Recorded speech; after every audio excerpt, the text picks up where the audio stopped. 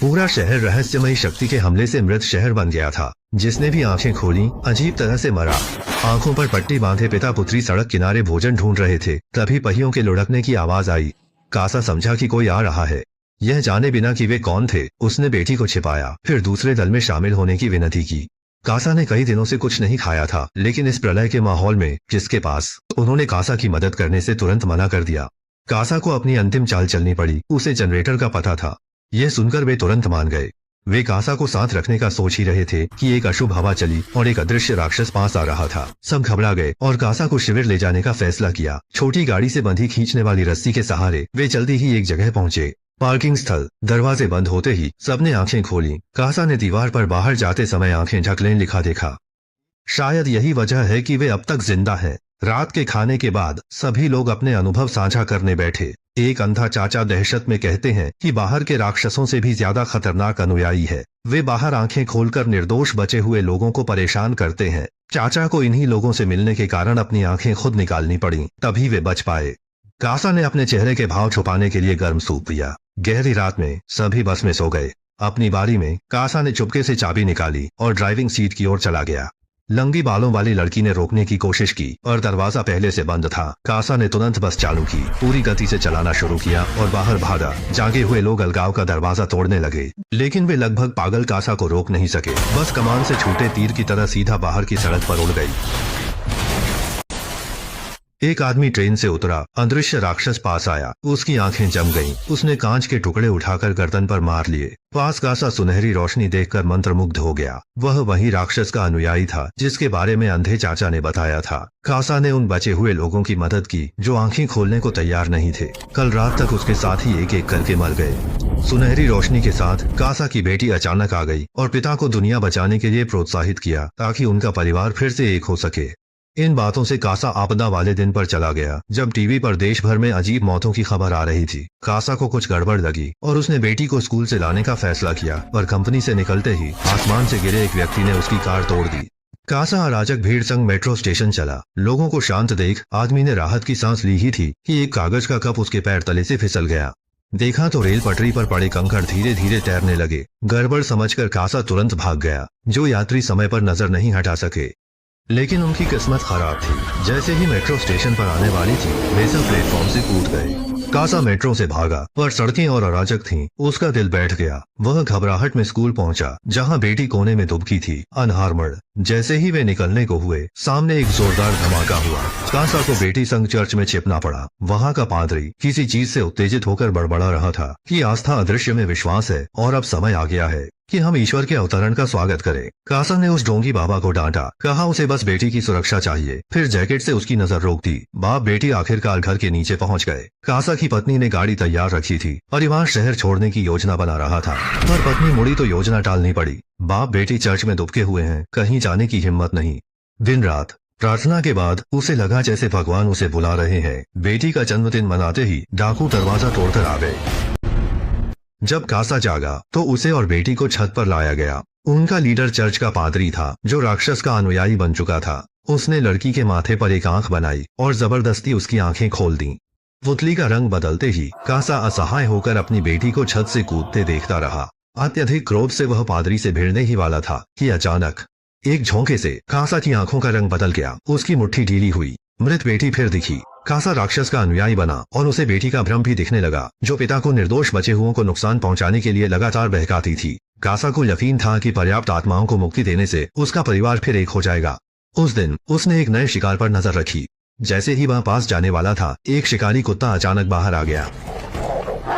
पता चला दूसरी तरफ एक बड़ी टीम थी। कासा ने फिर वही पुरानी चाल चली। बोला उसे जनरेटर का पता है। राक्षस पास आते देख लोगों के पास सोचने का वक्त नहीं था, तो वे कासा को अपने शिविर ले गए। पहले से अलग टीम के कुछ लोग उसी दिन जनरेटर खोजने निकल पड़े। कासा को कोई मौका नहीं मिला। उसे रणनीति बदलनी पड़ी और कहा कि वह झूठ बोल रहा था, कोई जनरेटर नहीं है। अगर वह ऐसा न कहता तो उसे बाहर भटकना पड़ता। कुछ लोग कासा को तुरंत निकालने पर आमादा थे। तभी एक छोटी बच्ची ने गुस्साए लोगों को रोका। उसका नाम सोफिया था, जो माँ से बिछड़ गई थी। वे एक पूरी तरह सुरक्षित ठिकाने पर जा रहे थे। वह पहाड़ पर बना एक किला था, जहाँ केवल कार से ही पहुंचा जा सकता था। यह राक्षस से बचने का सबसे अच्छा स्थान है। यह अच्छी जगह थी। उन्होंने कासा पर ध्यान नहीं दिया और अगली सुबह निकलने का फैसला किया। कासा मन ही मन खुश हुआ और उसी रात उसने गाइड कुत्ते की रस्सी काट दी। अगले दिन अदृश्य राक्षस इकट्ठे हो गए। सबको तीव्र बेचैनी हुई। मार्गदर्शक कुत्ता भौंकता रहा। उसने आसानी से पट्टा तोड़ दिया, जिससे लोग बेकाबू हो गए। बेसब्र ने पट्टी हटाई और अगले ही पल उसका सिर कार के शीशे से टकराया। कासा यह सब खुशी से देखता रहा। पारिवारिक पुनर्मिलन के एक कदम और करीब आ गया। एक मार्गदर्शक कुत्ते ने पट्टी हटा दी। वह भी चपेट में आ गया और अपने सफेद बालों वाले मालिक को काट लिया। खैरियत रही कि तभी एक शरणार्थी घर मिला। उसने सबको पास बुलाया, जिससे जान बच गई। कासा ने डरने का नाटक किया। लाल कपड़े वाली ऐना घबराई हुई थी। ये राक्षस हर जगह है, जैसे शैतान। पीले कपड़े वाला आदमी एक अनुभवी भौतिकी प्रोफेसर था, जिसने क्वांटम यांत्रिकी के अनुसार राक्षसों का विश्लेषण किया। देखे जाने से पहले वे किसी भी रूप में हो सकते हैं। जब लोग उन्हें देखते हैं, वे हर किसी के आंतरिक मन के अनुसार बदल जाते हैं, जिसे वे देखना चाहते हैं। ऐना ने सिर हिलाया। बाहर उसने मरे हुए भाई की पुकार सुनी थी। कासा यह सुनकर दंग रह गया। उसे लगा जैसे उसके संजान को एक बड़ा झटका लगा है। एक घर के पास से गुजरते हुए उसने सोफिया को एक कोने में रोते हुए देखा और उसके दिल में एक परिचित एहसास जागा। कासा ने बेटी का हार अनजाने में उसे दिया। तभी हॉल में चीख उठी। सफेद बालों वाले कुत्ते मालिक का घाव बिगड़ गया था। एंटीबायोटिक जरूरी थी। सबने आंखों पर पट्टी बांधकर इमारत खोजी। कासा को फिर मौका मिला। उसने पर्दे खोले और पीले कपड़ों वाले प्रोफेसर को आंख पट्टी हटाने को कहा। वह तुरंत फंस गया, पर कासा अब उतना उत्साहित नहीं था। तभी अन्ना हलचल सुनकर कमरे में आई। बेटी ने पिता को दोबारा मारने को उकसाया, पर कासा ने नहीं किया, क्योंकि हत्या के बाद उसे कोई रोशनी नहीं दिखी। बेटी ने समझा पिता का विश्वास हिल गया था। यह सब पीले कपड़ों में प्रोफेसर के राक्षस संबंधी बातों के कारण था। सबने तैयारी की और निकले, पर कुछ कदम बाद ही वे एक राक्षस अनुयायी से टकरा गए। कासा तुरंत सबको लेकर पीछे भागा। सफेद बालों वाले कुत्ता मालिक को मोटरसाइकिल ने टक्कर मारी। पत्नी उसे छोड़ न सकी, पीछे पीछे गई और आंख पट्टी उतार दी। हवा चली। कासा सबको लेकर कमरे में भागा। अन्ना ने आंख पट्टी उतारी तो देखा कासा की पट्टी से दिखता है। यह तो बस विश्वास पाने का उसका जरिया था। अपने मृत साथियों को याद कर ऐना सोफिया को उस राक्षसी अनुयायी से दूर ले जाती है। वे छत पर पहुंचते हैं, पर आगे कोई रास्ता नहीं। कासा भी वहां पहुंचता है और बेटी के बहकावे में सोफिया की आंख पट्टी हटाने की कोशिश करता है। उसके गले में हार देख कासा को एहसास होता है कि उसकी बेटी मर चुकी है और वे फिर कभी एक नहीं हो सकते।